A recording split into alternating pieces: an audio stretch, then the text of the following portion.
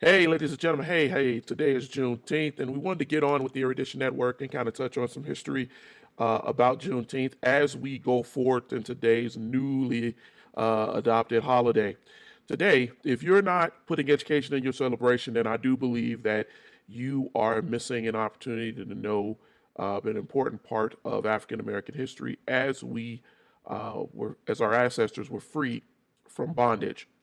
Today, we're going to talk about some of the events before and during and after Juneteenth.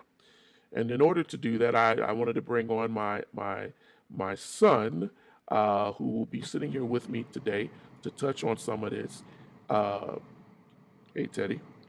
Hey, We're going to make this very, very quick because we're going to do three parts of this today. But the first part we wanted to talk about was the idea of what happened and why those slaves were in Texas in that mass number to begin with, and why eventually throughout these episodes, what eventually got them free, and then why are we acknowledging or celebrating, or whatever what you want to do, call it today as a holiday. So, commemoration would probably be the better word. But I wanted to have you on here real quickly so that we can actually use you to ask questions that I'm sure people will have that I may not necessarily think of, knowing the history as much as I do. So, moving on, let's get on to that. One of the things that happened is that in 1829, Texas abolished, when the Mexicans were in control, the idea of having slaves, and people seceded in Texas in the 1850s. There were a lot of wars and a lot of things that went on, and because of that, the Alamo and things like that, uh, Texas became its republic, became its state. It was adopted into the country. But one of the things that we need to also understand is that Texas, because it was so far south, during the beginning of the Civil War, Texas didn't have too many battles. And because since there were no real major battles in Texas, um, they lived a slave ownership that many people in the country during the Civil War did not enjoy, as the country was engaged in the Civil War and total war. Uh, Union forces never made it down really into that state. And so there are approximately about arguably 200,000, 250,000 enslaved people down there during the war. Um, so a lot of people, a lot of the slave owners, in order for them refusing to resign themselves to the idea of losing their slaves, they went south for places like Mississippi, Arkansas, Tennessee. They left and they ventured down um, into Texas to try to keep their slaves. There was a great journey that was documented during this time, right? Um, the first slaves to be relocated were often the more troublesome, those who people thought they were going to cause a problem, or were going to run off. Because let's remember that these slaves were property, they were yes. money, they were investment. And so a lot of the plantation owners and planters said, we're going to send the ones down there first who are more likely to cause trouble. Uh, there was a planter that Mary Chestnut, that was documented saying a place of safety, right? She sent 200 of her blacks because they were known nuisances, as she said, and she wanted to get them down there early so that they couldn't get away. A Tennessee planter uh, tried to ease the pain. This is documented too. So what he did is he gave slaves liquor. He got them drunk before they left on their departure. And then they promised them, they told them, that the Yankees was going to come and murder them. That's why they had to leave. And because a lot of these slaves were uneducated and they thought they were educated and didn't know, um, they thought they would go along with that. Then they told them lies. One slave said that they told them that we were going, that down there was lakes full of syrup and it was covered with butter cakes and drinks and anything that you wanted. And when that didn't work, then they decided to test their loyalty, their fealty.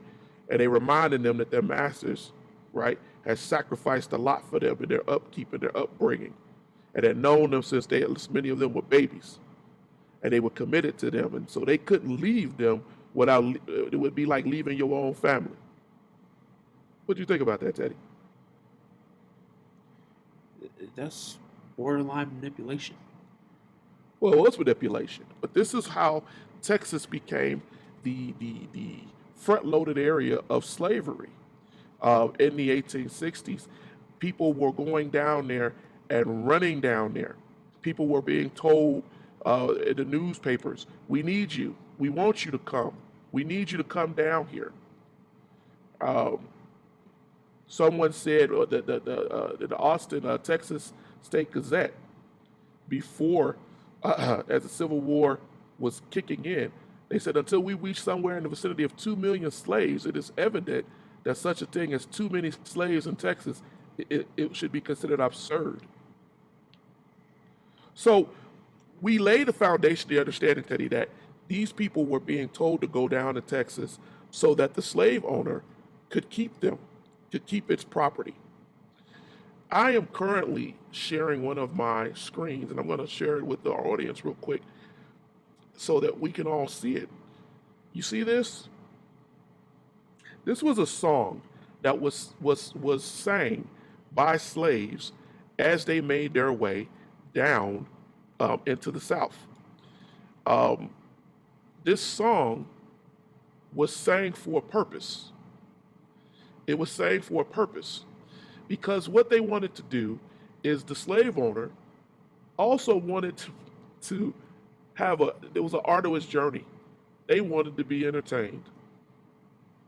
There really is no other way to state this, but then just to say that that's what it was.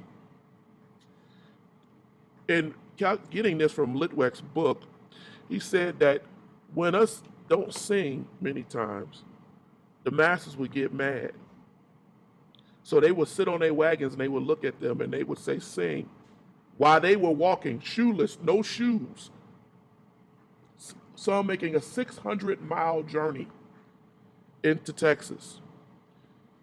And when they didn't sing, she said she began to beat a slow rhythm and told us, "Sing this song." And as we sang, that would please her. And she would sing with us and she would laugh and she would laugh. And this song right here is "Walk, walk, you nigga walk. The roads am dusty, the roads am tough. Dust in the eye, dust in the tuft.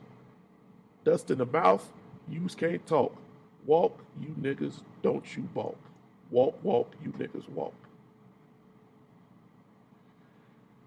We wanted to touch on this history because if we don't, a lot of it is not passed during this day of commemoration.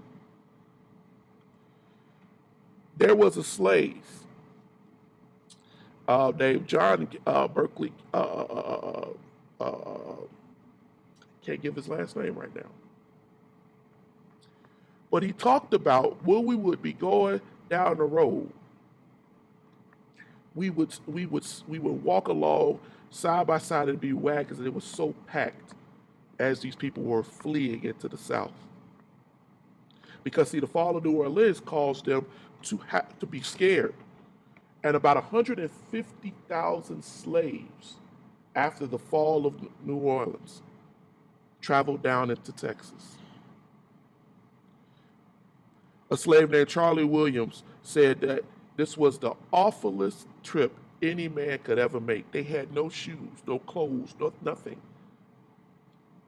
And they were told if you saw somebody you didn't know, we had to hide from everybody until we find out if they was Yankee or Secesh. And if we knew that they was Secesh, we could go back out. A slave named Virginia Newman, she said, "We walk bare feet and our feet break and run with them sores and blisters, and that happened for months after the walk. It was cold, it was hot sometimes, and it rained, and they didn't let us get in them wagons. Some slaves died on the way." So as we commemorate and as we go into Juneteenth and we talk about this day, I want us to remember how those slaves got to Texas. I want us to remember why they were brought there. They were brought there to protect the investments of the slave owner.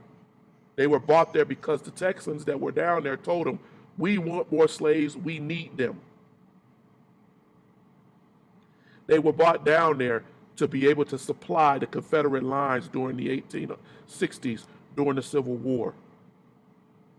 And little care was given for their feelings, how they felt, what they did.